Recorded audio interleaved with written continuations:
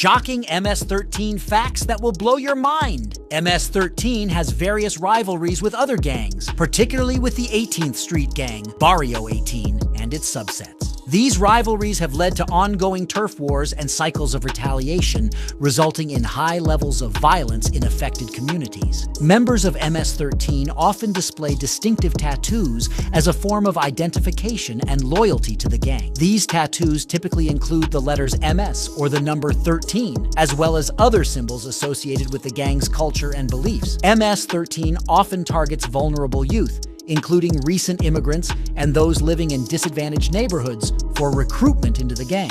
Members are typically initiated through a process involving violence and criminal acts to prove their loyalty. MS-13 is involved in a wide range of criminal activities, including drug trafficking, human smuggling, extortion, robbery, and murder. The gang is known for its extreme violence and brutality, often using machetes and other weapons to carry out its crimes. Their crimes, such as extorting bus companies, are arguably more disruptive on a daily basis to more people than any other criminal activity in the region. In the United States, the MS-13 focuses on local drug sales and protecting urban turf to extort small businesses and underground bars. MS-13 operates as a highly organized and hierarchical criminal enterprise, with a well-defined structure that includes leaders, known as palabreros, shot callers, and foot soldiers. The gang strictly enforces its rules and regulations through violence and intimidation. MS-13, also known as Mara Salvatrucha, originated in Los Angeles, California in the 1980s. It was initially formed by Salvadoran immigrants who had fled civil war in their home country. The gang expanded significantly throughout the 1990s and 2000s, not only within the United States, but also in Central America, particularly El Salvador, Honduras, and Guatemala.